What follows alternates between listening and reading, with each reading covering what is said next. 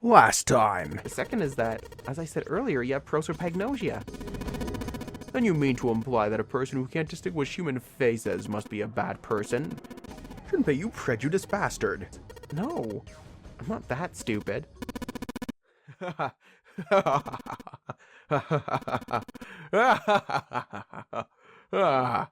Ace roared with laughter. He threw his arms wide and his head back and laughed, filling the room with a sound that scarcely belonged there. And then it stopped. His arms came down and his head dropped to look straight ahead at Junpei. Oh god, those eyes! His face was flat and cold, devoid of any emotion. Well done, Junpei. As you see, or so correctly deduced, I have the number 9 bracelet. I retrieved it while we were searching for the missing hardware for the red. I left the room I was supposed to search and headed to the first-class cabin on B deck. His voice showed no emotion, no sense of remorse or interest. It was almost bored, as though he were reacting, or reciting an especially dull corporate letter. My purpose was to obtain the number 9 bracelet. 9 is a potent ally in the nonary game. Adding 9 to any set of numbers won't alter the digital root. 1 plus 9 equals 10, 1 plus 0 equals 1. 2 plus 9 equals 11, and 1 plus 1 equals 2. 3 plus 9 equals 12, 1 plus 2 equals 3. As you can see, 9 is a very useful number here. With it, one can go anywhere with any one. So I made for the first-class cabin to obtain it. Ace successfully acquired the number 9 bracelet. He also found an unexpected bonus, the knife the 9 man had been holding. He slipped both of them into his coat pocket, or chest pocket, and left as quickly as he'd come. He walked down the stairs and headed back to where he was supposed to be. That was when he met Guy X and mistook him for Snake. Snake, on his way to the large hospital room, had not noticed Ace behind him. He's made sure it stayed that way. He followed the 9th man, or the man wearing Snake's clothes, to the door 3. When the man stopped, he walked up behind him quietly and called out, "Snake!" The man turned to look at Ace. He said nothing, no words came out of his half-open mouth. He seemed dazed. Somehow, almost like a man half asleep. Perhaps he had been drugged, it didn't matter to Ace. Ace was certain the man was Snake. He knew Snake had been part of the nonary game 9 years before. Snake hadn't recognized Ace immediately, but he was blind. That made sense. Why then hadn't Snake said anything to him? Surely he hadn't forgotten what had happened to him in the nonary game, but once he had attempted to confront Ace, perhaps his lack of sight had prevented him from recognizing Ace. Perhaps Snake had conspired with Zero to deceive Ace. In either event, he was a threat. It was better to deal with him sooner rather than later. Ace's mind was made up. He moved. He held the number 9 bracelet over the red. He waved his own bracelet in front of the red, and finally grabbed Snake's arm and shoved his hand against the scanner panel. The door opened. Ace threw the man through it. 9 seconds later, the door shut.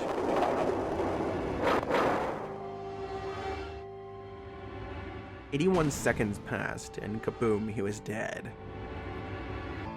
The man inside the door passed away. After that, I returned to my post as though nothing had happened.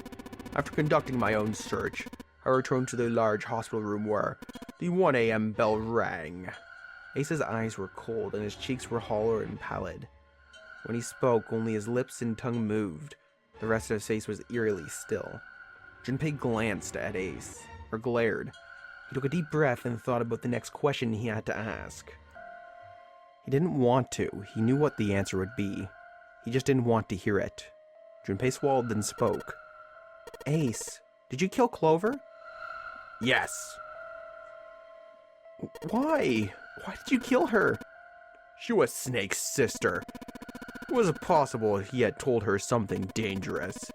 Additionally, she had gone through door 1. It seemed like she might have found it." "Found what?" "Why don't you go through door 1 yourself? Perhaps it's hidden somewhere." Seven and Lotus interrupted. "Yeah, but Lotus and I went through door 1 too. We didn't see anything suspicious." Yes, I thought as much after I heard your report at the central stairs. I thought the two of you could find it. Or perhaps Clover was different. Perhaps she had found it. It was therefore desperate to find her. And at last I did, in the first-class cabin. I spoke very calmly. Did you see it? See what? Don't act as if you don't understand. You were in the captain's quarters, weren't you? Huh? What are you talking about? Very well. By the way, what are you doing here, Clover? What? Nothing. There's blood on your shoes. It looks fresh. Did you go take a look at the ninth man's corpse? I see. Your silence suggests that you noticed something. You saw something, didn't you? You saw that his bracelet was gone. Clover ran. She made for the exit, but Ace stood in her way. You aren't going anywhere. He caught her by the collar as she passed, and threw her to the floor hard. She leapt back up and darted past him into the hallway. Ace followed at a run. He was faster.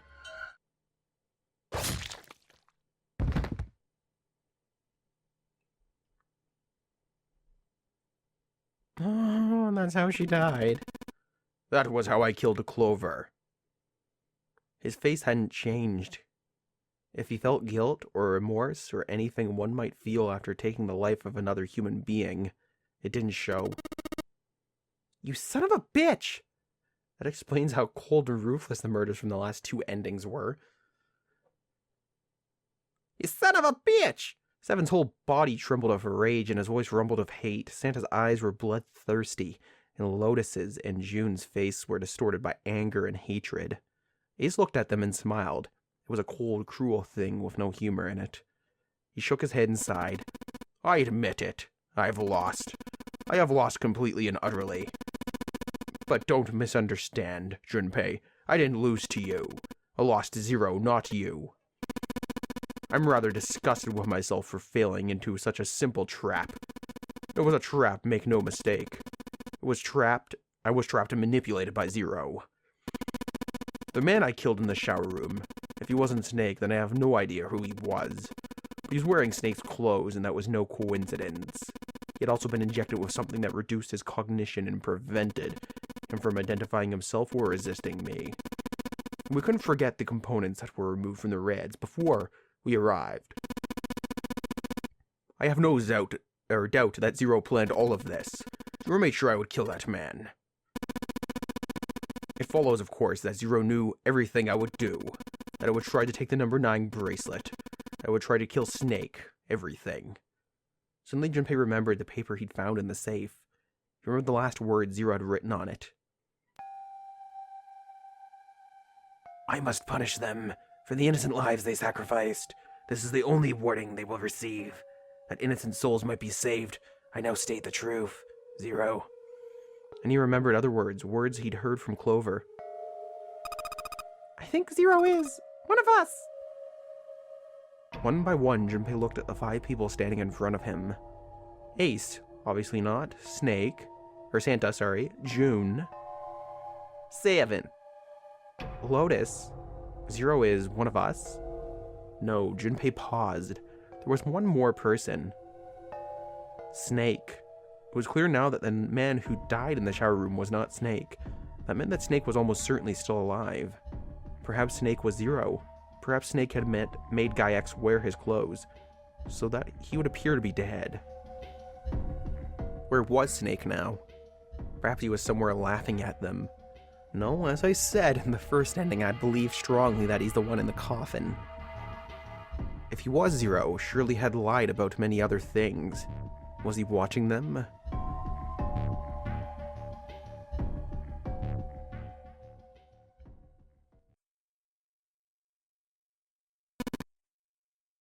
Well, I believe I've finished with my confession. Why don't we get moving? He sounded as if he just finished doing nothing more exciting than describing the weather. Huh? No remorse. For Santa, it was the last straw. What the hell is this shit? You aren't going anywhere, you son of a bitch. We're gonna leave your ass here to rot. Why? Because I killed Clover. That's ridiculous. Why are you so upset that I killed that little bitch? She was nothing to you, a stranger you only met a few hours ago. Am I wrong? You bastard! Seven roared and lifted a fist that would likely have shattered Ace's jaw, but someone else was faster.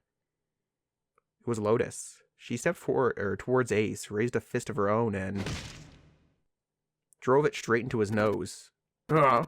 You've got some fire, don't you? I confess I rather like a tough woman. He sniffed and wiped a small trickle of blood from his nose with a raised eyebrow. Well, maybe you'd like another one then. Before that, let me give you one of my own. Huh? Lotus scarcely had time to blink. Ace snaked his arms around her and pulled Lotus back up against him. In the same motion, he reached into his coat pocket. Oh wow, now he got the gun! We just can't win. It was a gun. The revolver. Almost lazily, he tilted to point it at Lotus's head. If any of you so much as blink, I won't hesitate to pull this trigger. I've already killed 3 people. Don't think I'm not ready to make it 4. 3 people? What do you mean? Very well. Let me take this opportunity to illuminate you. The person who killed the 9th man was me. Although I suppose to be more accurate, I encouraged him to get himself killed. While we were examining the main staircase, he came to me and told me his name. I recognized it at once, so I gave him a little push. Just a little white lie. It seems the settings for the dead were altered. Now it only requires a single person to reactivate the detonator in the bracelet. Investigate what's beyond door 5. We'll meet again later. Okay, have a good one, guys. I'm going off ahead now. Well then. Shit, why is it stopping? God damn it. You lied, you son of a bitch.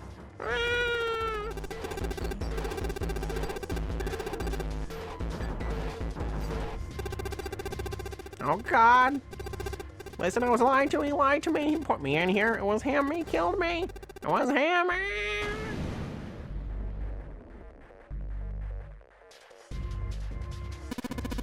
I had 4 reasons for killing him.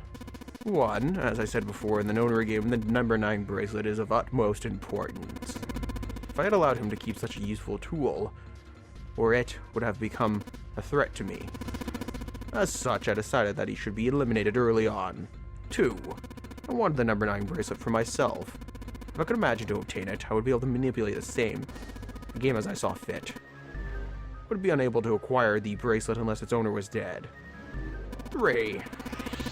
Even setting aside his number, he would have been nothing but trouble for me. He was aware of my past. He knew what happened before here 9 years ago. It was important that I eliminate him before he was able to disseminate that information to you. 4. Lastly, I wish to conduct a simple test. A test to see if the notary game was serious or a poor attempt at a joke. I needed to be quite sure. As such, I encouraged him to act against the rules so that I might observe the outcome. Junpei glared at him. I don't get your third motive. What the hell happened 9 years ago? Didn't I say? The notary game was played. I planned it out and I conducted its execution. Why? What on earth was it supposed to do? I don't really think I have any obligation to tell you that. Ace smirked. He was trying to provoke them. It was working. Though Ace had paid very little attention to Lotus after catching her, the gun had never wavered from her temple. She looked quite pale, and when she spoke, her voice shook. Hey, what's with this gun? Where did he get this? Why don't you tell her, Santa? Santa ground his teeth and glared at Ace. On the other side of the 6th door. We found the gun in the coffin in the cargo room. Right? Bastard must have grabbed it when we weren't looking. Indeed I did. That was a pretty serious mistake, you know. Just saying you intended to leave it behind. Ace laughed, a short, derisive snort, and gave Junpei a sickeningly pitying look. Well, there isn't much time left. I'll be off then. Where are you going? Do I really need to explain? I had assumed it would be obvious. I have the number 9 bracelet, and now I have Lotus. Me being the one to benefit. Wasn't there a door with a 9 on it in the room that looked like a church? That's where you're going, isn't it? And how do you know that? Santa told me about it while we were looking for Clover. I see. Well, you are correct. That is my destination. But now I must say goodbye to all of you. Please don't forget my warning. Move and I'll pull the trigger. I don't need her alive to open the door, you know. He's definitely the one that did it. As he spoke, Ace began backing towards the door, practically dragging Lotus behind him. Junpei, Santa, June, and Seven stood frozen. Ace had the face of a man gone mad. They had no doubt he would pull the trigger. Ace had reached the exit. He forced Lotus to open it, then turned and addressed them once more. Goodbye. Then he stepped through the door.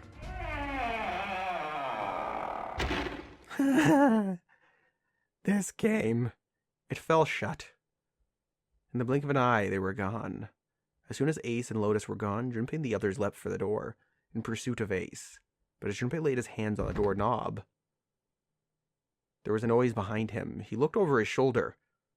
Oh God, June again. June was kneeling on the floor, breathing heavily. Hey, June, what's happened? Are you alright? Santa ran to June and wrapped his arms around her before she could collapse all the way. Jesus, you're burning up. Your fever's back.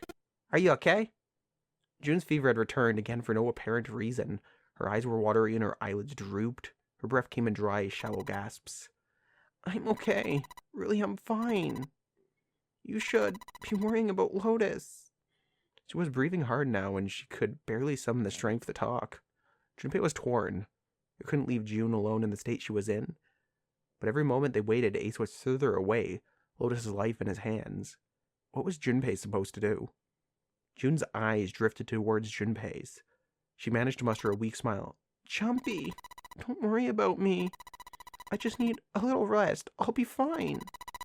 Don't you remember? I just needed to rest a little bit last time. So please save Lotus. Think about what Ace has already done, Junpei. When he's got what he needs from Lotus, you really think he's gonna let her go? Just walk away? God damn it!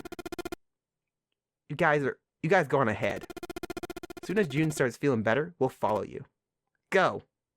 Junpei looked at June. She nodded once. She couldn't manage much more. It was all the confirmation Junpei needed. His resolve was set.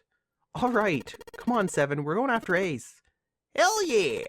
Santa, you take good care of June. I'm trusting you. Santa nodded. Junpei turned before he had a chance to change his mind and started running towards the door. You could hear Seven's heavy footsteps behind him. Let's go! Junpei and Seven exploded into the hallway, their feet pounding the metal floor as they ran.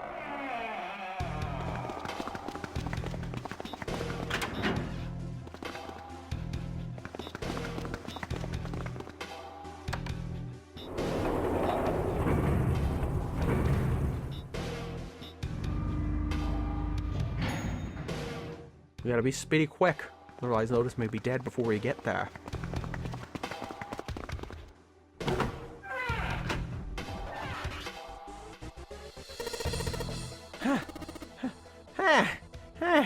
Junpei and Seven had finally arrived at the church, exhausted and out of breath. As their lungs struggled to catch their breath, their eyes frantically scanned the room. No sign of Ace or Lotus. You think they already went through? He reached up to wipe a palmful of sweat from his brow. Maybe. Even as he spoke, Junpei was already on his way to the larger of the number 9 doors. He looked at the red. Display panel read vacant. He spun around and headed towards the smaller door. The red would tell him if Ace and Lotus had moved to another room. Engaged. It's occupied. That means Ace and Lotus went through here. Yeah, it seems like it. Junpei and Seven stepped away from the door. They retreated to the center of the room and began to talk. What do we do now? Yeah, what should we do? Well, the big door is still vacant, but 2 of us can't do anything with it. Yeah, that's right. First of all, our digital route is not 9. Just then, as if they were pondering what to do next. Yes, they finally heard it. Finally. There was a noise. A noise like someone hitting a thick wooden panel. I wonder who that is. Junpei looked up, surprised. Seven followed suit, his eyes jumping around the room, looking for the source of the sound. It wasn't long before they found the altar. More precisely, what was on it. The coffin! Yeah! Let's open it. How? By force. I don't think that's gonna happen, Junpei. Well, you never know till you try, right? And one necessity for success is the willingness to suffer 1,000 failures. Who said that? I forget, but it is a good saying.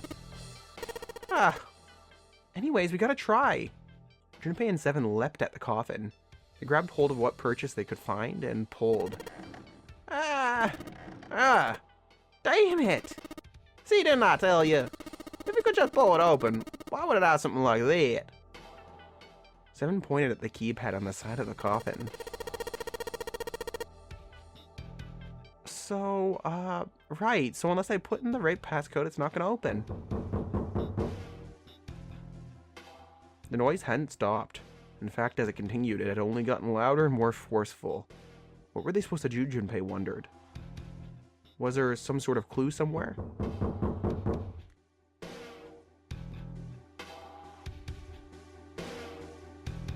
They stood there for a few moments staring at the coffin, and then Seven spoke. Hey, Junpei!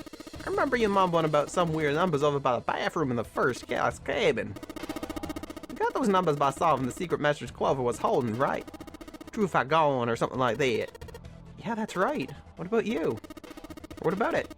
Well, maybe that number's the passcode for this thing, too. Come on, that's not possible. Those numbers were the code to unlock that safe. Yeah, but the person who set up that safe in his coffin is the same person, right? Zero set up a bunch of those. Or both of those. Yeah, probably. Well then, they might have set the same passcode for both of them. That's ridiculous. Why don't you just try it? I mean, it's not like you'll make things any worse. It'd just be a waste of time. There's no way they're the same number. How do you know that? You never know until you try. Remember, the 1,000 failures, man. The only necessity for success is the willingness to suffer 1,000 failures. That's what I was thinking too. Who said that? You, idiot. Just do it. Fine. He knelt down in front of the keypad and looked at it. Perhaps because he repeated them so many times before, the numbers came easily to Junpei's mind. 1438-3421. Quickly he typed them in.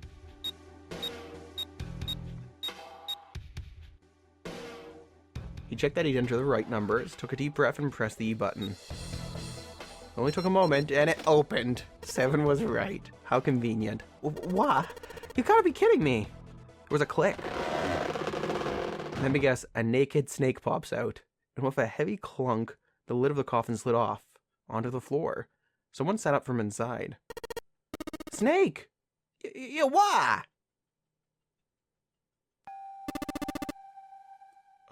Those voices, Junpei and Seven, unless I'm mistaken. Where are the others? Are they somewhere else? Of course, there was no reason Snake would have known anything about where anyone else would be. Junpei and Seven looked at one another. There was a great deal he needed to know, but... You know what? That can wait. We need Snake. They had to tell him something, however, so they began to talk. Snake explained to them how he came to the locked coffin. Apparently, he'd been hit with some sort of knockout gas. Junpei and Seven explained what had happened to the rest of them. There was one thing, however, that neither Seven nor Junpei could bring themselves to say. That Ace had killed Clover. They feared that if Snake knew, he might well go insane. They decided as much by a look the moment Snake had climbed out of the coffin. Snake's story explained frustratingly little. Zero's true identity was a mystery, as were his intentions. Why had Zero put Guy X in Snake's clothes? Zero had left a note for them to say the known Ray game had been played 9 years ago before. Was there some connection? Junpei put the question to Snake. His answer was less than illuminating. What are you talking about? Oh, I apologize, but I have no idea what you're saying. It seemed as though Snake was perhaps not being entirely honest. That knowledge did Junpei and Seven little good. No matter how many times they asked, he insisted that he knew nothing. It was becoming clearer that Snake wouldn't give in, and every second they spent asking him was a second wasted. Their time limit was fast approaching. Snake's release from the coffin had changed nothing. They still needed to follow Ace, and as quickly as possible. However, they stood in silence. The overpowering atmosphere of the chapel was stifling. Junpei, Seven, and Snake simply stood at a loss for what they should do next. What do we do now? He glanced over at Snake's wrist. Sure enough, you could see the 2 on the bracelet of Snake's wrist. The 3 of us can't make a digital root of 9. Yeah, we just get 5. We're stuck here then. Oh, hey, I just remembered something. Seven began patting his pockets as if he were checking to see if any of them had anything. What? What is that? I found something earlier. What did you find? Is it something useful? This! He'd finally found the pocket he wanted and his hand dove into it. Seven pulled something out round and metal. What? A bracelet? There was no mistake, the number glowing at them from the face like a cartoon eye. 0! Zero's bracelet! You actually took that, you glorious bastard, you. What the hell? Are you saying that 7 has the number 0 bracelet? Yeah? Where did you get that? Snake's question was innocent enough, but if he learned the truth, if he'd been able to see, he would have noticed 7 look away. Clover gave it to me. She did? Yeah. How did you come by it? Well, she found it, see? On the other side of door 1, A-deck, in the captain's quarters. She asked me to hold on to it in case it was too big and bulky for her to be lugging around. It was a lie, and Junpei knew it. I haven't actually looked at it yet. Didn't want to disturb the crime scene, you know. Basic stuff. Well, I did borrow one thing. And that was the thing he borrowed from her corpse. Alright, Junpei. Been nice knowing you. What? 4 plus 2 plus 0 equals 9, so of course Junpei can't go. Come on, man, I'm just kidding. Still, just in case, I want to make sure the 0 bracelet gets picked up by the raid. Snake, give me a hand, alright? Without waiting for a response, he started walking towards the door. Junpei and Snake followed him quietly. Before long, they found themselves in front of the larger of the 2 doors. Seven and Snake put their palms on the red. Once they'd done that, Seven put the number 0 bracelet on the scanner panel as well. A third asterisk appeared on the screen. 7 plus 2 plus 0 equals 9. Now they just needed to pull the lever and the door would open.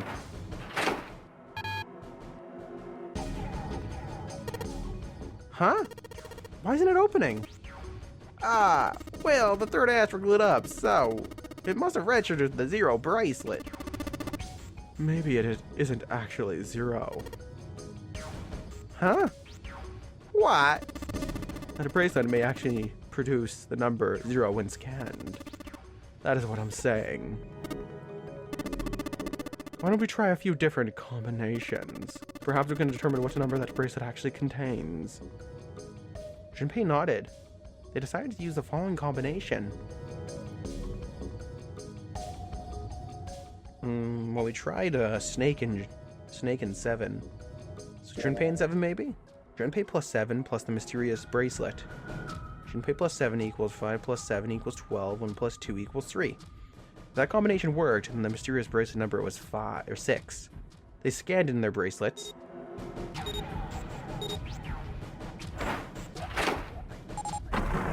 Wow, that actually worked. The luck we're getting here. It opened! Yes, so it would seem.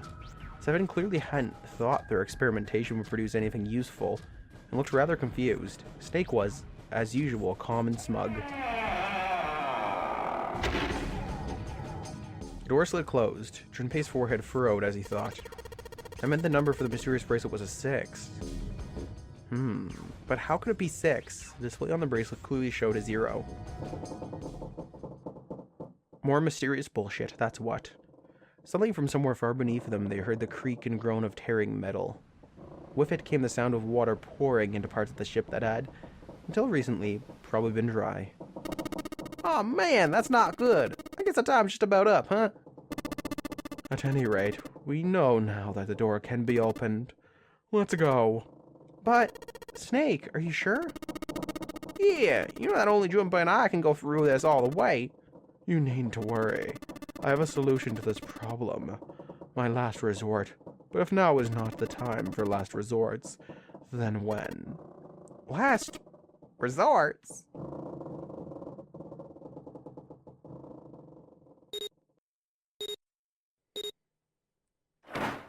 It's a good question.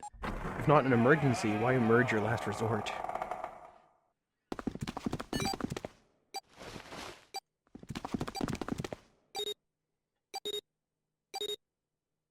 Well, at least we found it in a timely manner.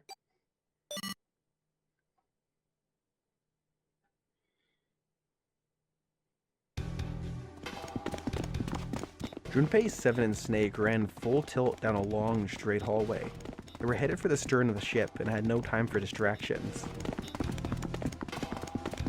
As they ran, Seven spoke.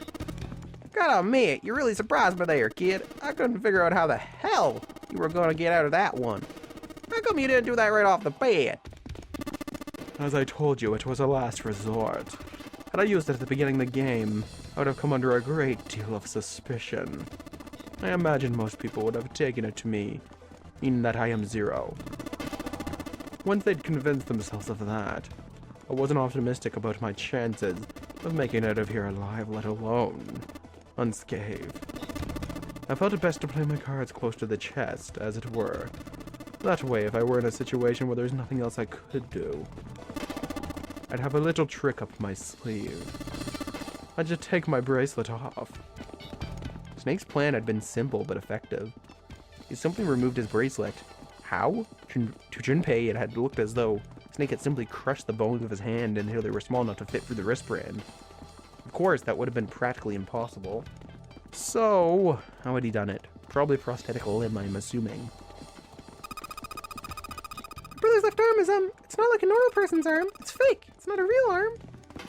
Snake had slid the bracelet off and tossed it into the coffin. With it gone, he had littered of fear from the numbered doors. He walked through the door easily without authenticating. He stepped out to the other side unscathed and began running down the hall alongside Junpei and Seven. They kept running for a while longer and eventually came up upon a set of stairs leading downwards on the right side of the hallway.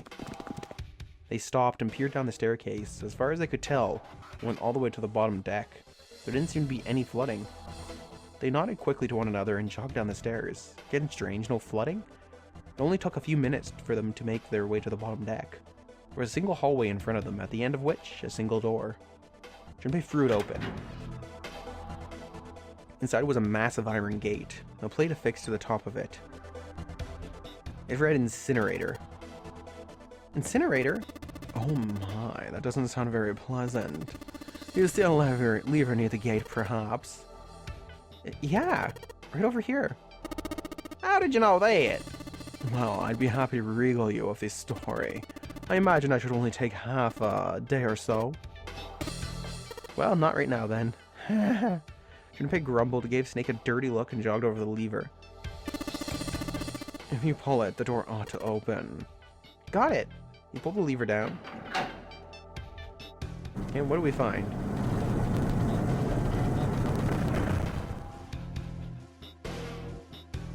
With the rumble of an ancient motor, the door opened. There was no need to hold back and no time to hesitate. They pushed their way inside. Standing in front of them were Ace and Lotus. Ace still held the revolver in his hand. It was still pressed hard against Lotus's temple. A small dark bruise had begun to form near the tip. Even from several yards away, Junpei could see that Lotus was shaking. She was terrified. Perhaps more interesting was what Junpei saw behind them. A final 9 door. Another number 9 door. But why? Why was there another one? The door stopped Junpei in his tracks. It simply shouldn't have been there. As his brain finally began to consider why, the whine of a warning klaxon filled the air, drowning out any thought. Warning! Warning! Emergency incineration command has been acknowledged. Oh god, it's gonna burn us alive? Automatic incineration will take place in T-minus 9 minutes. Please evacuate the incinerator immediately. Oh my, how exciting! You've run quite a show here, Zero. A terrifying smile twisted Ace's face. What's the matter? Too frightened to understand? Here, let me explain.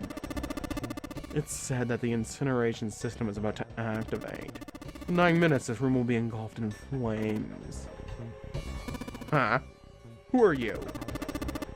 You don't recognize me. I'm hurt. It's me, Snake. Snake? Ah, yes, you are alive. I'm afraid your bizarre style had me confused. I'm quite glad to see that you're alive. Ace's voice didn't change. Snake ground his teeth. If you don't mind my asking, how did you get here? Snake, Junpei 7. The 3 of you couldn't have opened a door of a 9. Did you lose Clover's bracelet, perhaps? What? 2 plus 5 plus 7 plus 4 equals... Yeah, that would work. Ah, well, your reaction suggests that you did not. Hold on. Why did you think we'd have Clover's bracelet? Junpei felt his chest tighten. Oh, they haven't told you. Told me what? Clearly not. Normally I would take some time and enjoy the moment, but I'm afraid my time is at a premium just now. I'll have to make this quick. Clover. Don't do it, Ace. Keep your goddamn mouth shut. Clover. I said stop it.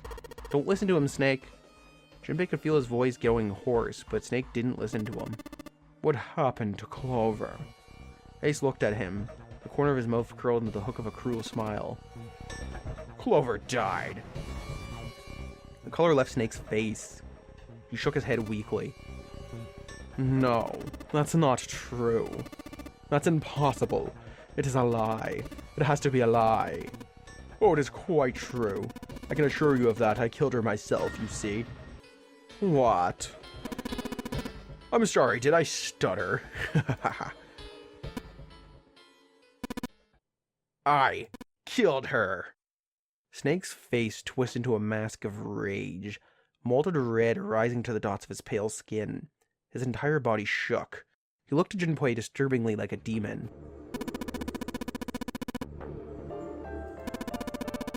A bullet in her brain, perhaps, would have been ideal. Unfortunately, that would have made quite a bit of noise. Circumstances being what they were, I was forced to settle for the knife. The one the ninth man had, you remember? I believe I caught her just below the shoulder blade. It was rather lucky, in fact. My first thrust went right through her ribs. Her flesh was so soft. My knife slid in so easily. There was no resistance. That feeling was... I confess, I feel rather excited. It is a powerful memory. Someday, perhaps, I hope I can feel it again. Incineration will begin in 7 minutes. I'm going to kill you. Snake's words were a guttural roar, or growl, barely audible. I'm sorry, what? I'm going to kill you. Ah, so you're going to kill me. Please do. Come now, I'm waiting. Don't do it. Don't listen to him, Snake. Stop it, kid. He's screwing with your head. Is there a problem? What are you waiting for, boy? Don't you want me to send you to join your sister? Don't, Snake. Don't do it. But Snake could no longer hear them. Snake could no longer hear anything.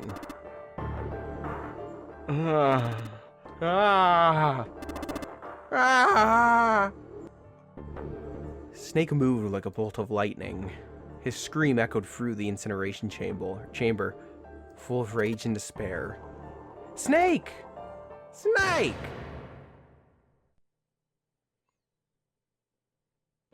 That face, though. Ah! Another scream filled the room. It was Lotus. She ran across the room towards Junpei, her eyes wide with terror. Snake's ill-fated attack had loosened Ace's grip on her, and she made a run for it.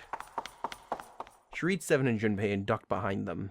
Junpei could feel her fingers on his arms, tight, enough to be painful, keeping him between her and Ace. Incineration will begin in 5 minutes. Give me the woman. He raised the gun. I need her. Without her bracelet, I will be unable to open this door.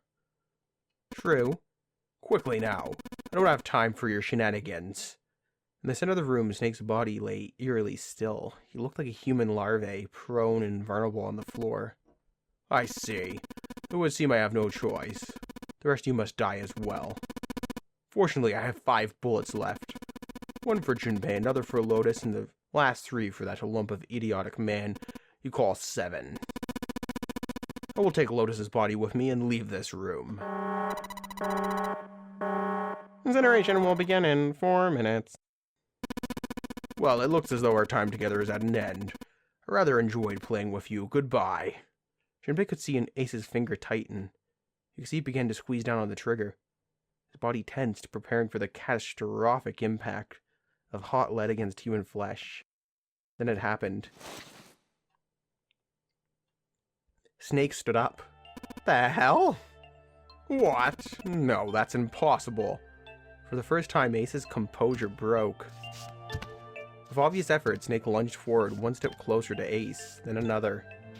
He looked for all words like a zombie. I'll kill you. I'll kill you. His voice was the mournful wailing of the undead. Stay away from me. Get back. Stop. If you come any closer, I'll get away from me. Little by little, Ace was retreating. Snake didn't stop. He continued a stiff, inexorable approach. His eyes, twin pools of pure fury. Listen to me. I said don't come any closer. Shit, you bastard. Ace's revolver leapt 5 times. 5 times the air in the incinerator was split by the crack of a bullet. Snake's body twitched as 5 clouds of blood and torn flesh leapt into the air across his body. A fine pink mist drifted from his body and began to disappear. Snake made a strange sort of choking cough. And then his strength was gone. His legs crumbled and his broken, battered body slid to the floor. Incineration will begin in 3 minutes. Thank God, at least the gun's dealt with. But Snake wasn't done. Even as the pool of blood beneath him grew, he began to move. He half crawled, half slid towards Ace. One bloody arm wrapped itself around Ace's leg, and the other gripped his thigh with strength that should have been long gone. You son of a bitch! You're a monster! Get off me! Let me go! Damn you! He kicked at Snake with his free leg, driving his foot into Snake's face. His arm, his shoulder, made no difference. Snake refused to release him. Once the snake had ensnared its prey, rarely did it release it. This is Ace. We're going to burn together. What? The incineration will begin in 2 minutes. Ah! Damn it! Damn you! Get off! Let me go, you monster! Okay, look, think about it this way. My company owns a wonderful hospital, has excellent doctors. You're not wounded too seriously. I'm sure they can fix you up easily. You don't have to die.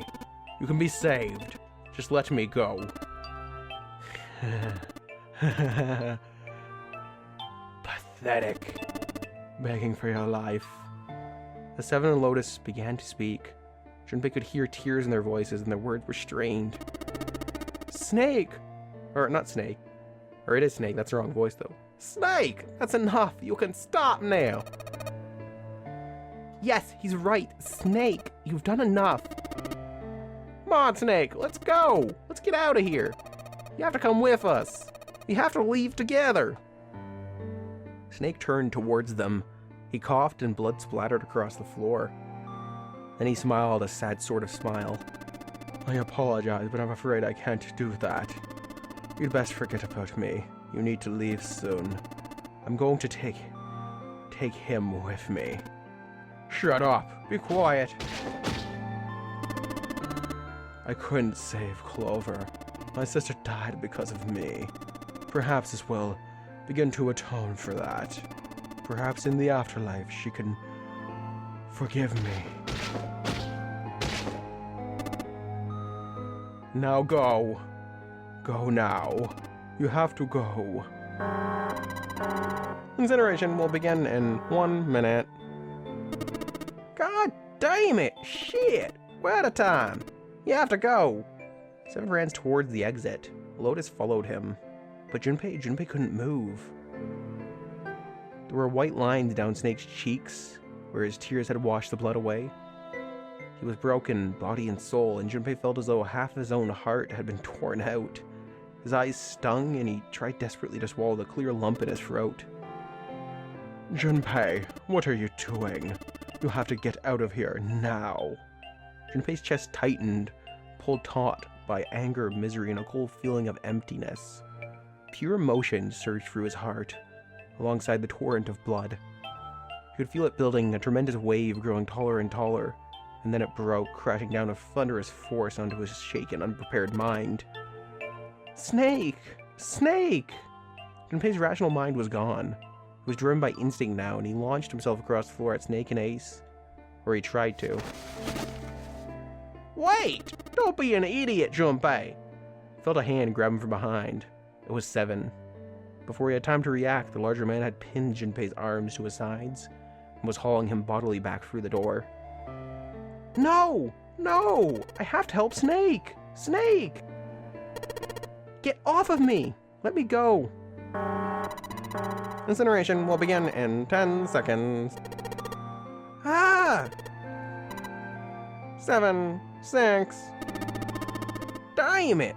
I don't got a choice, kid. Don't blame me for this, alright? 5, 4, 3, 2, 1. 1, 0.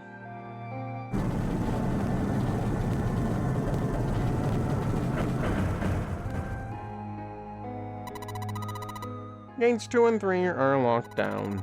Beginning incineration. Junpei felt Seven's fist bury itself deep in his stomach, and then his legs turned to mush. Seven scooped him up in the same motion and leapt through the door. It slammed shut behind them. Junpei struggled shakily to his feet. He glanced over to see Lotus only a short distance away. Junpei ran to the door. There was a small window cut into it. Inside he could see Ace and Snake. Shit! Damn you all! Why me? I don't deserve this. Answer me, Zero. You too deserve it, you a-hole. Why? Zero.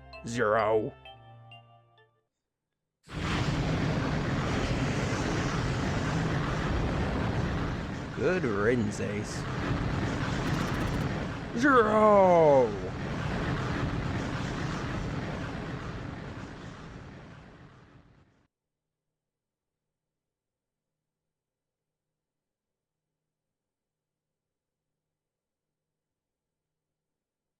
He didn't know how much time passed. He didn't know how long he stood there in front of the incinerator. He looked to the side. Lotus's face was ashen, and if not for the hand she'd put against the wall, Junpei didn't think she could have stood. Seven looked old and tired and used. His eyes stared at the floor, seeing nothing. Junpei said nothing. He simply began to walk towards the open door in the hallway that had come down earlier. Hey! Wait, Junpei! Junpei, where are you going? He blinked while their voices broke the silence. He stopped. You stay here. I'll go get Santa and June. You're gonna bring them here? How? Don't worry about it. Just stay here and wait, alright? He began to walk again. He looked over his shoulder and watched Seven and Lotus grow smaller and smaller. They stared back, not moving. He wasn't sure if they could. He turned around again. He knew he was going. Where they'd walked down the hallway earlier, he noticed an elevator at the end of the side of the hallway. If it still worked, then maybe, just maybe, it led to where we thought. Before long, Junpei found himself in front of this elevator. Next to the door was a button with a triangle on it. He pushed it, and the door opened.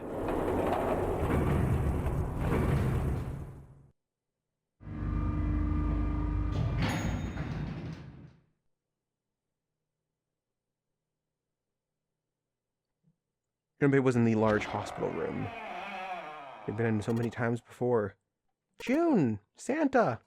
He kept calling and walked to the center of the room.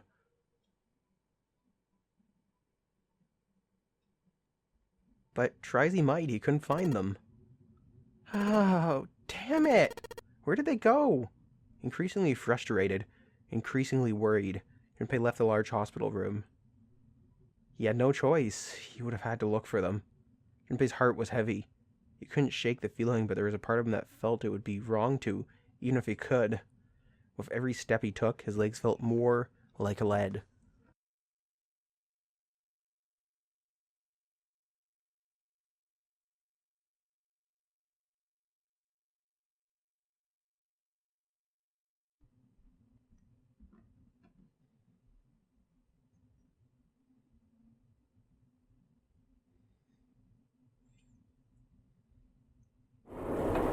Well, there's a good reason why. The man just sacrificed his life to take a killer with him. No matter how much Junpei wanted to save him, he couldn't.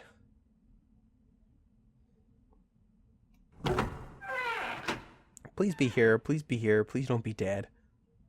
Sometime later, Junpei found himself at the chapel. He stepped inside, expecting to find nothing, but there on the red carpet, in the center of the room... June! No, codenames didn't matter any longer. She was Canny. Canny! Junpei cried her name and ran. Like lightning, he ran across the room towards her. Oh man, Canny! He stumbled to a stop. As he looked down at her body lying on so still on the floor, he felt the icy grip of fear upon his heart. She was still, so very still. No, it couldn't be. It was impossible. Slowly, Junpei bent down towards her. His hands shook, and he felt very cold and very hot at the same time. He forced himself to look. Her back was moving. Slowly it rose and fell, so she was alive. Relief washed over him. Canny! Junpei reached down and gently, very gently lifted her up. Canny! Canny! Are you alright? Jumpy? Her face was pale and her lips were dry and cracked. Her eyes were blank and cloudy. They stared straight at Junpei but saw nothing. Trembling, Junpei wrapped his arm around her back. She was cold. Very cold. Junpei tried to convince himself that it was only his imagination, and she felt as though she were fading away. He could feel his heart pounding frantically in his chest. Oh man, Canny! What the hell happened to you? You feel... jumpy. I'm sorry. Her voice was very faint. I might not make it. No way. I'm not gonna let you die. I'm gonna save you. I promise.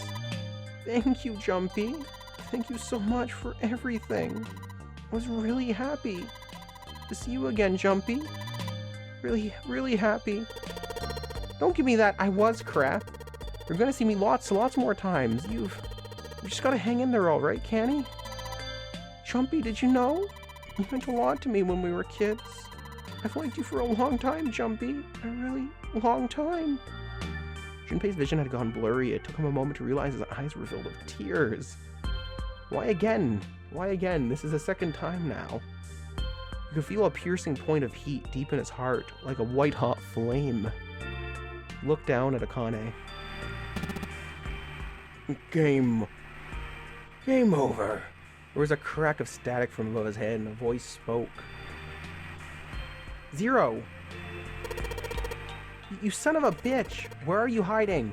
Junpei frantically scanned the ceiling for the source of the voice.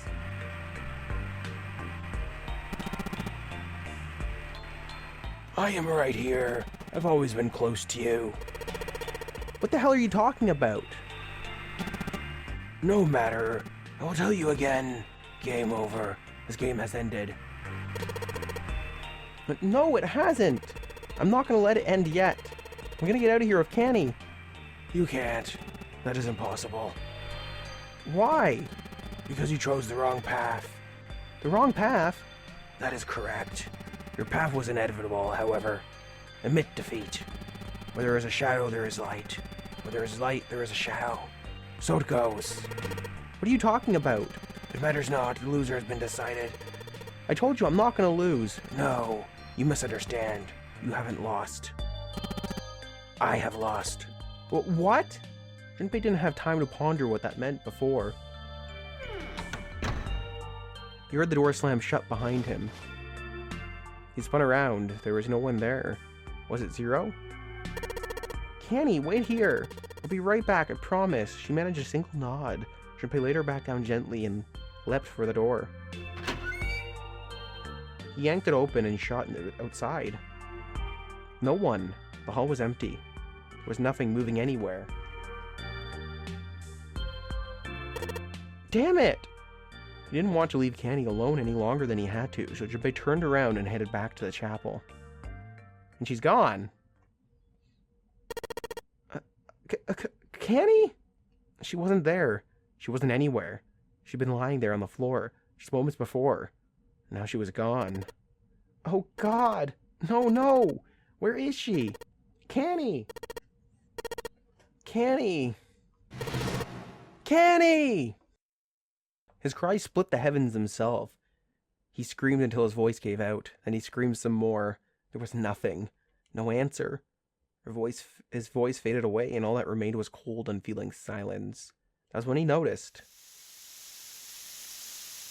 a strange smell, one he'd smelled before. The fucking gas again? The smell of a peculiar white smoke. 9 seconds later, Junpei's mind winked out.